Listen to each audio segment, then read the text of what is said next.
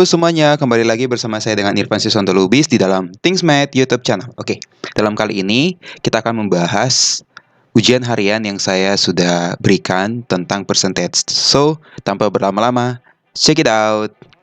Di sini saya memberikan sebuah soal ya, di mana ada suatu krim begitu ya, di mana kalau krim ini krim ini nanti bisa kamu menghasilkan mentega dari suatu krim begitu. Nah, di sini diberitahu ketika kamu ambil suatu krim, itu 48% daripada krim itu akan menghasilkan mentega, sedangkan sisanya itu akan menjadi uh, susu mentega begitu atau butter milk gitu ya. Nah, sekarang pertanyaannya adalah kalau kamu punya 3,5 kilo krim, kira-kira berapa kilo mentega yang kamu bisa dapatkan, di mana ketika kamu mengecok krim tersebut, itu hanya 48%-nya yang akan menghasilkan sebagai mentega. Ini gampang sekali ya.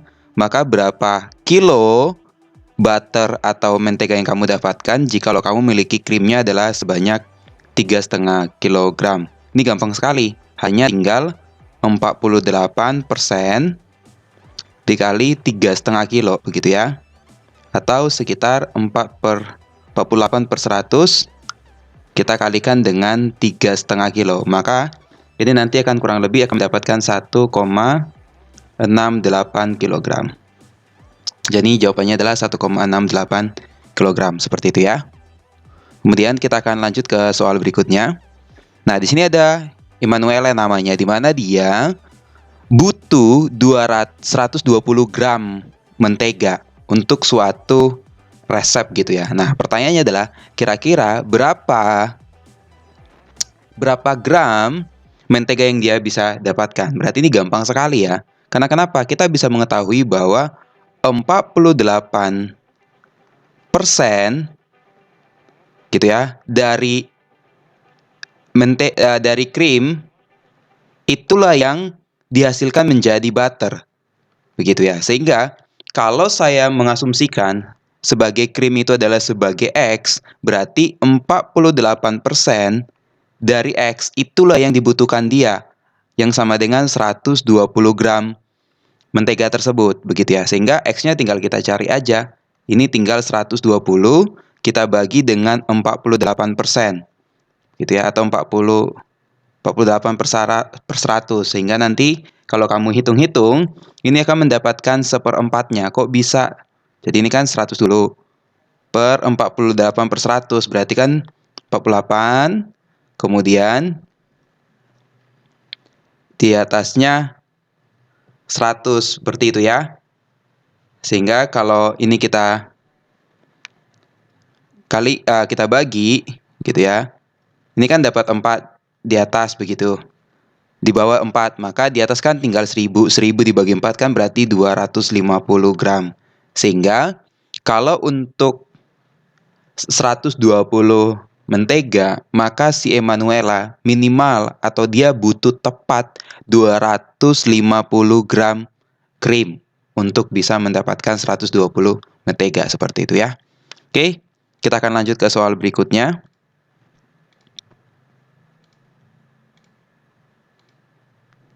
Nah, di sini ada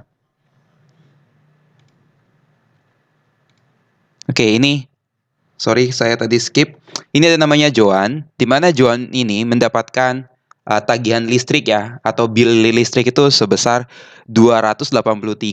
283,5 dolar. Di mana dikatakan harga $283,5 itu adalah 32% jauh lebih murah dari pembayaran dia bulan berikutnya. Yang menjadi pertanyaannya adalah kira-kira bulan berikutnya dia tuh bayar berapa? Nah, kita harus mengerti.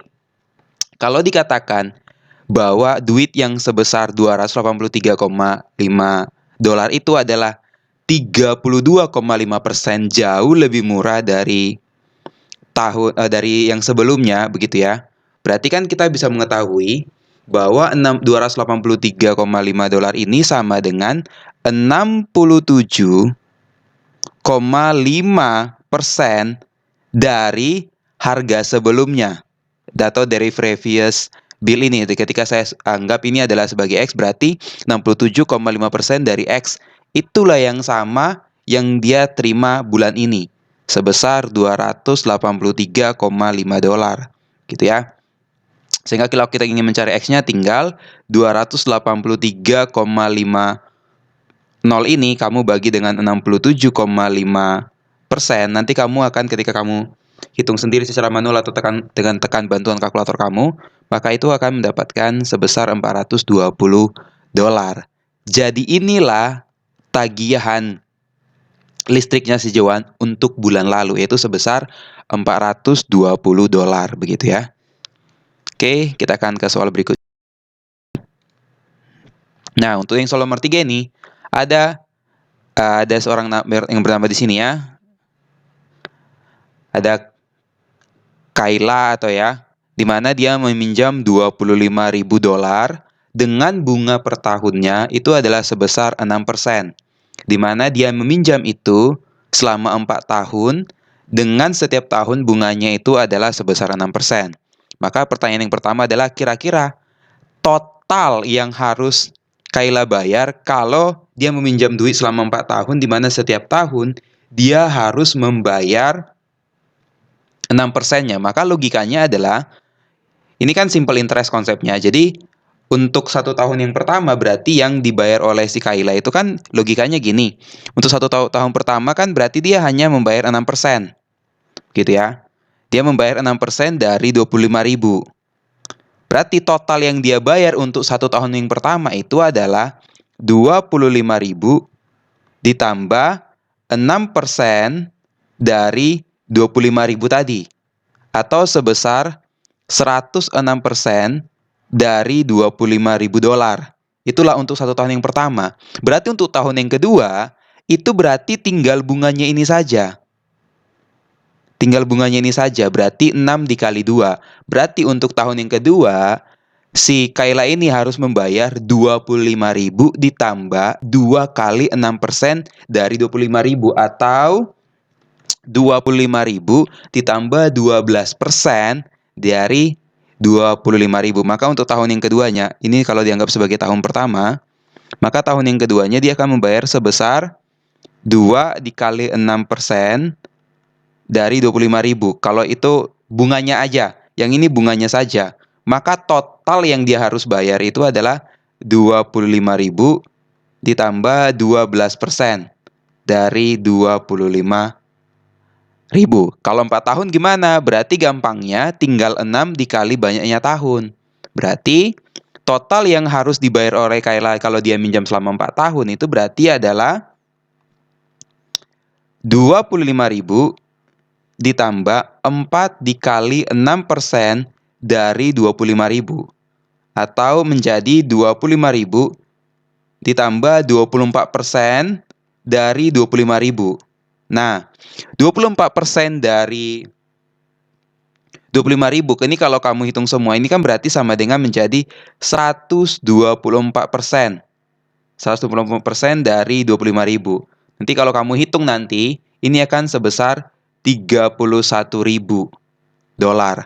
Sehingga total yang harus dibayar oleh Kayla dengan dia meminjam duit sebesar 25.000 dolar, maka selama 4 tahun, jadi dia akan membayarnya adalah sebesar 31.000.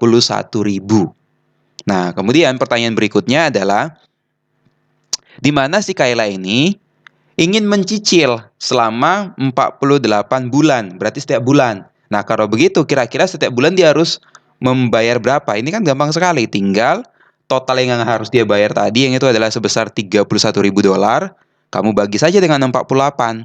Nah, nanti ini akan kamu dapat kurang lebih sebesar 645,83 dolar. Inilah yang harus dibayarkan oleh si Kayla, 645,83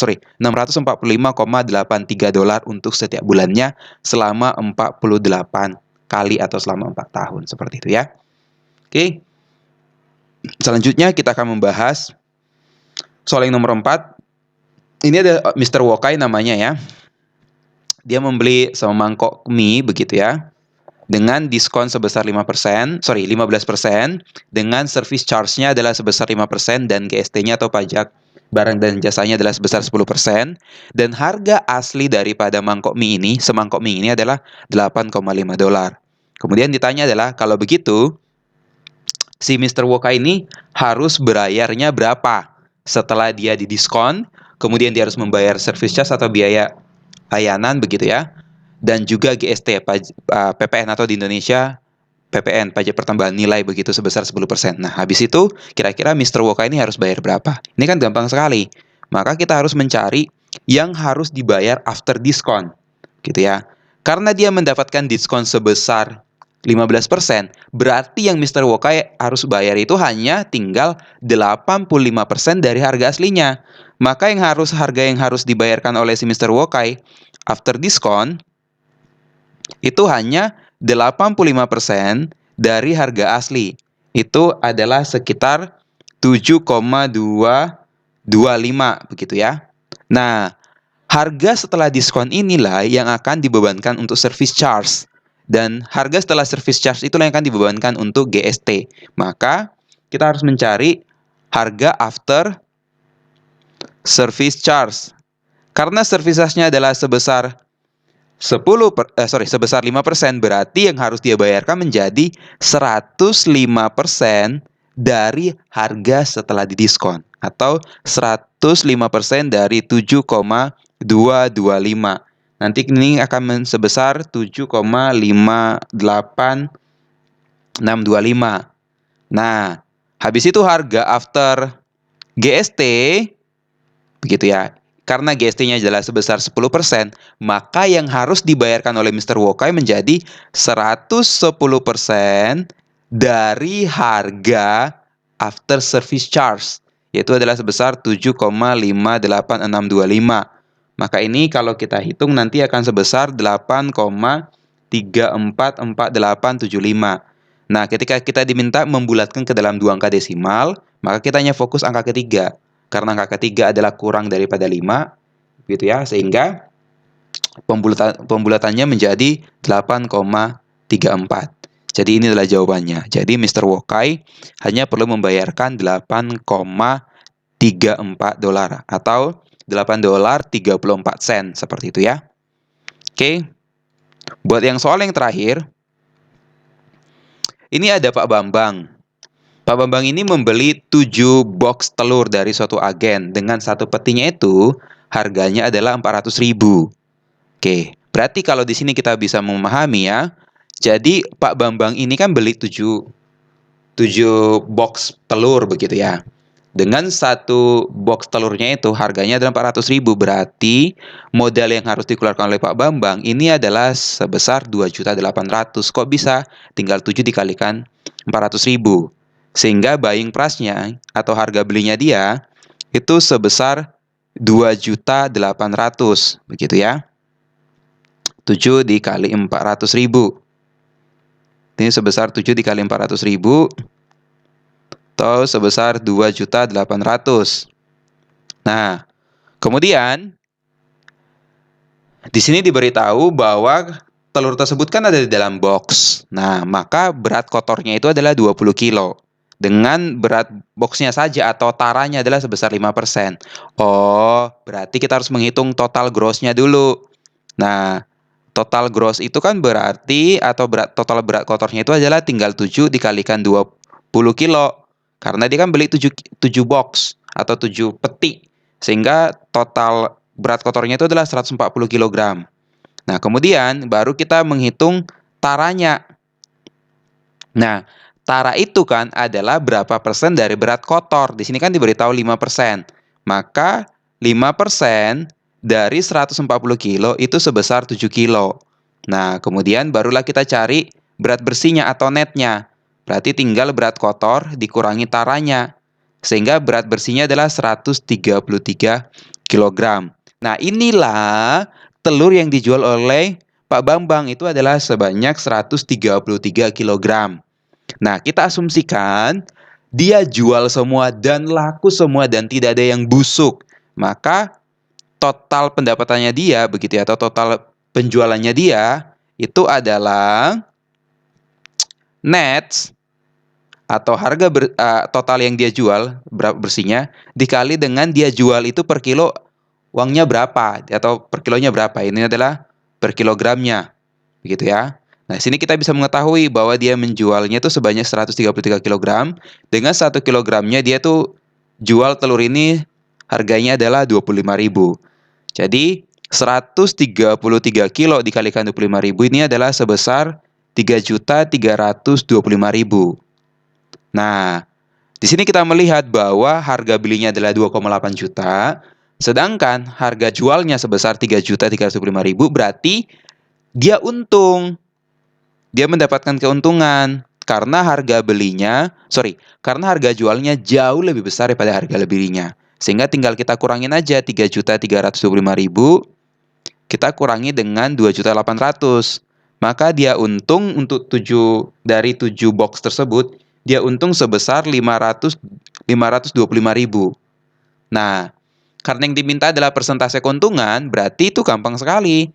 Persentase keuntungan atau persentase profit itu tinggal besar profit dibagi dengan buying price-nya, begitu ya, dikali dengan 100%. Sehingga menjadi 525.000, kita bagi dengan 2.800.000, kita kalikan dengan 100%, maka ini akan keuntungannya dia itu adalah sebesar 18,75%. Jadi Pak Bambang mendapatkan untung sebesar 18,75% atau 18,3/4% seperti itu. Oke, sampai di sini dulu video dari saya. Kita akan bertemu di dalam video-video berikutnya. Bye-bye.